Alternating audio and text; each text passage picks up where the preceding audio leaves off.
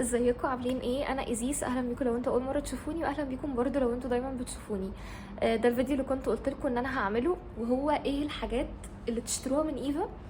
وانا كنت بالفعل يعني الفيديو اللي قبل اللي فات على طول كنت عامله فيديو عن الحاجات اللي اوعوا تشتروها من شركه ايفا، وكنت بتكلم عن الحاجات بشكل دايركت. يعني الشركه عامله منتجات كتيره جدا، وانا خليني اقول ان انا جربت تقريبا 80% من منتجات الشركه. تمام.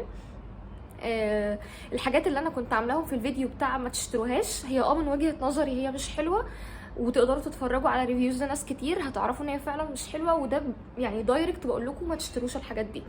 الفيديو بقى بتاع النهارده حاجات انا دايركت بقول لكم برضو هي دي حاجات تحفة واشتروها. في بقى منتجات ممكن تبقوا بتتساءلوا بينكم وبين نفسكم هي حلوة ولا لا، بنسبه كبيره هكون جربتها، بس طول ما انا ما ذكرتهاش ولا في فيديو الحاجات الحلوه ولا في فيديو الحاجات الوحشه، فهي منتجات مش مهمه. بمعنى ايه كلمه مش مهمه؟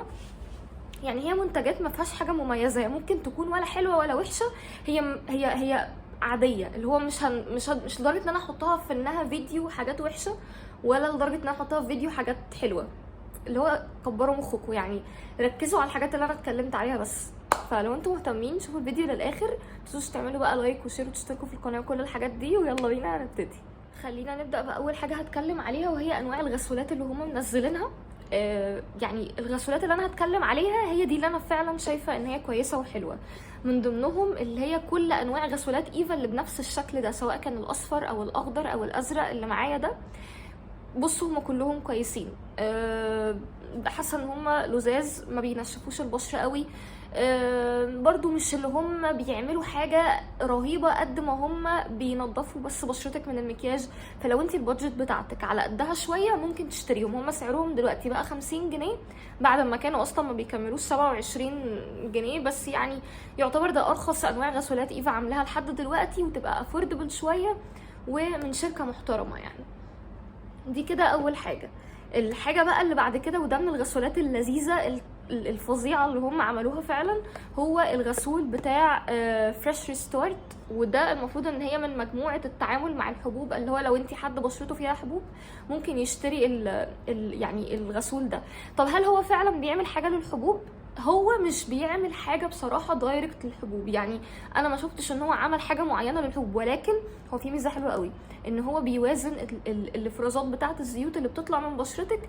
فمن هنا هيبقى زي وقايه من ان انت يطلع لك حبوب، لان هو ولا بينشف بشرتك قوي، ولا في نفس الوقت بيخليها فيها نسبة زيوت او ترطيب تحسي ان انت ايه ده، انا لسه بشرتي محتاجة تتنضف. فهو بصراحة من الغسولات برضو اللطيفة اللي هم عملوها.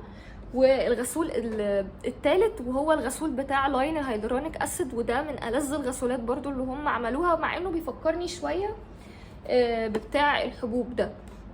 في الاول وفي الاخر الثلاث انواع اللي اتكلمت عليهم كويسين، كلهم ممتازين، ايا كان ايه اللي هتشتروه منهم هاتوه هتنبسطوا. الحاجه بقى اللي بعد كده وهو الكريم ده من اللاين الجديد بتاعهم اسمه ناتشرال جلو. وانا كنت قلت لكم ان المجموعه دي انا ما حبيتهاش كلها بصراحه، بل بالعكس ده في اغلب الحاجات ما حبيتهاش، بس الكريم بتاع التفتيح اللي هم عاملينه بتاع المناطق الحساسه انا لسه ما عنديش راي كامل هل هو فعلا بيفتح ولا لا، ومش حاطه هاي هوبس عليه، بمعنى ان انا مش مستنيه منه بصراحه يفتح، ولكن هو حلو قوي في الترطيب. يعني انت لو عايزه ترطبي منطقه البيكيني اريا او منطقه الاندر ارم، ده هيبقى مرطب كويس جدا جدا. ده غير ان هو سعره رخيص، سعره تقريبا اقل من 70 جنيه، فيعتبر سعره معقول قوي وكميته كمان كويسه. فلو فتح هقول لكم، لو ما فتحش ادينا بنرطب، فهو مش هيضر في اي حاجه ان انت يكون معاكي. من ضمن برضو الحاجات اللي جربتها وهو برضو من اللاين الجديد بتاعهم اللي هو بتاع الناتشرال جلو ده، كان برضو كريم العين، بس هو مش معايا دلوقتي فهسيب لكم صورته. كريم العين انا ستيل هو لسه اللاين جديد، فانا ما لحقتش طبعا اشوف نتيجه، ولكن هقيمه ككريم عموما. هو ما اعتقدش ان هو هيفتح الهالات السوداء لاكتر من سبب، ان هم كاتبين في اللاين كله ان هو فيه فيتامين سي واي وبي 3 وبي 5، فتحس ان هم هي اسطمبه، هي مطبوعه الحاجات على انها فيها الفيتامينز دي، لكن هو كريم اصلا مش مكمل ال60 جنيه. ما اعتقدش ان هو هيكون مفيد كده. ترطيبه للعين معقول، حلو لو انت كمان بشرتك دهنيه، عشان مش هيعمل لك حبوب تحت العين لونها ابيض او كده، اللي هي حبوب الميليا دي، فهو كويس في ده. انا اسفه لو مش بتكلم بسلاسه قوي، بس انا عشان في سلك عمال يخربش شويه في التقويم مخليني مش مرتاحه. المهم الكريم انا ما اقدرش اقول لكم ان هو بيفتح، يمكن محتاجه اجربه شويه اكتر وهطلع اقول لكم. ولكن لو انت بتدوري على كريم عين فيه فيتامينز وبرده اديكي بتجربي وبتستخدمي وحاجه ترطب تحت المكياج وترطب قبل النوم وبتاع، فهو كويس جدا. بس خلينا بقى ندخل على اللي بعده. ده كريم عين برضو، ده الاندر اي كريم بتاعهم، وده كان سعره مش مكمل تقريبا 30 جنيه. ده في منه اتنين، واحد فيه لون وواحد مفهوش لون. بصوا هو برضو الميزه فيه ان هو سعره رخيص وبيرطب تحت العين، لكن هو ما بيعملش اي حاجه تانية. هل هو حلو وتشتريه ولا لا؟ اشتريه لو انت بنت صغيره عايزه تجيبي كريم لتحت العين يحافظ على المنطقه من انها بس تطلع تجاعيد بسهوله، وعايزه ترطبي تحت عينك بحاجه كويسه، اشتريه لانه رخيص وفعلا حلو. من ضمن الحاجات اللي انا بعشقها بقى وكررتها 20 مره، حمام الكريم بتاع الو ايفا. ده يا جماعه ممتاز بكل الوانه بكل اشكاله، سواء كان البينك او الازرق او الاخضر، تحفه تحفه تحفه. الحاجه الوحيده اللي بتيجي اصلا على شعري، سعره 50 جنيه دلوقتي او 45 40 حاجه كده يعني. المهم ان هو تحفه ممتاز، فجربوه جربوه بجد هتنبسطوا. برضو من ضمن الحاجات اللي بحبها وهو كريم الحلاقه بتاعهم، سواء انتي بنت او راجل ولد اي حاجه، تحفه جدا. بس هاتوا دايما بتاع البشره الحساسه، حلو قوي. اشتري منه بقى بالحجم اللي انتوا عايزينه، في منه كذا حجم يعني. اللي معايا دي ال 40 جرام، مش فاكره كانت بكام بصراحه. ايفا عامه ادخلوا على الويب سايت بتاعهم هتعرفوا اسعار كل حاجه. كويس قوي ومش بيحرق لو انت حطيتيه في المناطق الحساسه او كده، ممتاز ورغوته لذيذه وبتحطيه تحسي ان انت فعلا فعلا مبسوطه. من ضمن الحاجات اللي برضو بحبها اللاين بتاع الو ايفا، اللي هو سواء الشامبو او البلسم اللي من نفس الشكل ده، تحفه. كررتهم اكتر من مره، والاتنين دول الشامبو والبلسم مع حمام الكريم ده يعني فظاع بجد، من احلى الحاجات اللي انا جربتها لشعري وكررتها كتير جدا جدا، وعمري ما ندمت ان انا اشتريتهم. من برضو الحاجات اللي بحبها الشاور كريم بتاعهم، فظيع وجميل بحبه قوي. الريحه بقى هي اللي هتختلف في الاذواق، بيسيب الجسم مترطب ولطيف. في بقى كمان اللي هو ايه، البادي لوشن بتاعهم اللي بنفس الشكل ده، هسيب لكم صورته بكل انواعه بروايحه كلها حلوه. في برضو الجل بتاع المان لوك اكسبرت، ده جميل، من احلى انواع الجل اللي استخدمتها، ما فيهوش اي مواد تضر الشعر خالص، سواء انتي ولد بنت ايا كان. هو اللي انا بعمل بيه شعري على طول، فظيع فظيع فعلا، من ألذ الحاجات اللي ممكن تشتروها، سواء حتى لو انتوا ماشيين على كيرلي روتين مش بتحطوا اي مواد مضره للشعر، ده ما فيهوش اي كحول مضر للشعر، فبرشحه لكم وبشده. من ضمن الحاجات اللي بقى حبيتها جدا هي الليب بالم بتاعت سان اند سي. دي الاس بي اف بتاعتها 15.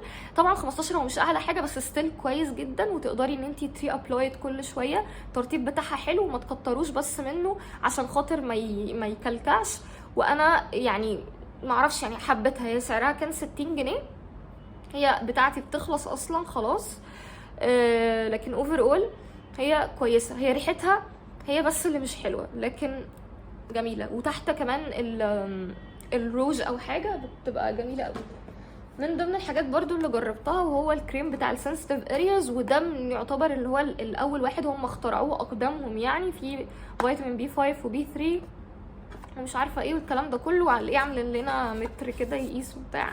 بصوا انا برضو ما شفتش منه تفتيح بصراحه، ولكن خليني اقول ان هو من الحاجات اللذيذه اللي انت برضو ترطبي بيها جسمك في المناطق الحساسه، هيبقى كويس قوي قوي، لان احنا المناطق الحساسه محتاجين لها كريم يعني يرطب ويفتح وبتاع. فلو انت بتدوري على اوبشن رخيص ده مش هيقول لا. من ضمن الحاجات برضو اللي انا حبيتها وهو الايفا انتي ايجينج صن بلوك، اللي هو بتاع الكولاجين. ده كويس، بس هو مش مناسب للناس اللي بشرتها دهنيه، حلو اكتر للناس اللي بشرتها مختلطه.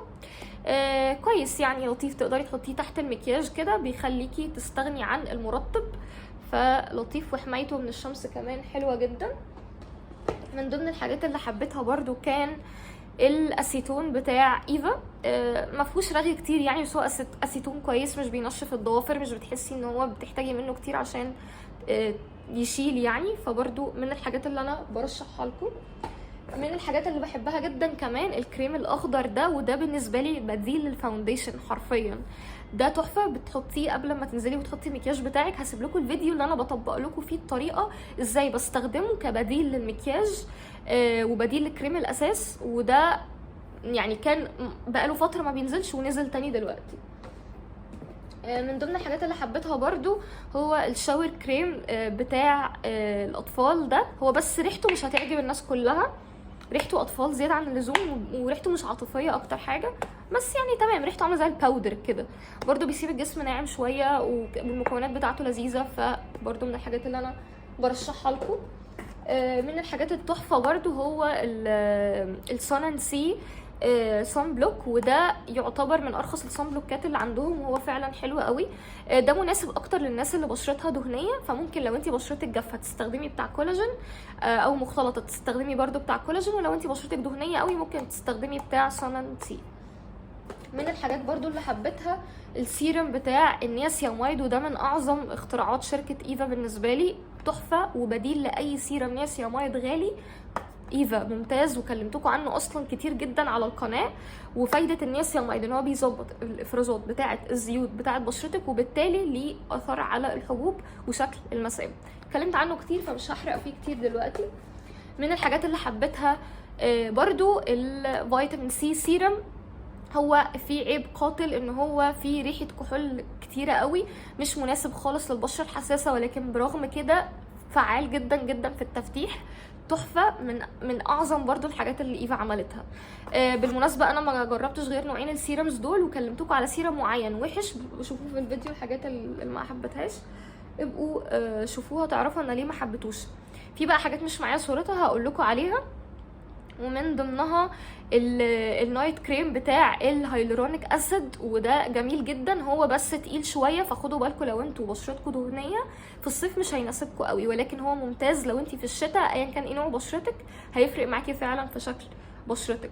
من ضمن الحاجات برضو الكريم النهاري بتاع نفس اللاين، ممتاز. وده الميزه فيه ان هو ينفع كمان كانه سيرم هيلورونيك اسيد، تقدري تستخدميه. هو اصلا عامل زي الجل كده، ما فيهوش اس بي اف، ما فيهوش اي حاجه، تقدري ان انت تحطيه صبح او ليل، يا اما كجل ترطيب عادي، يا اما كمان تستخدميه كانه سيرم قبل الكريم المرطب بتاعك. ممتاز قوي. برضو من ضمن الحاجات كمان الكريم المرطب بتاع الكولاجين، وده هو المفروض ان هو كانه مرطب، بس هو مش مرطب بصراحه، هو كانه بديل للبرايمر. يعني لو انت عايزه تشتري حاجه تخلي بشرتك قبل المكياج انعم، تحفه، مخليه شكل الخطوط مش موجوده، مخلي شكل المسام انعم، كل حاجه في بشرتك ألذ، استخدميه. بس طبعا ده يعني حاجه فوريه، مجرد ما هتغسلي وشك خلاص على فكره الموضوع هينتهي.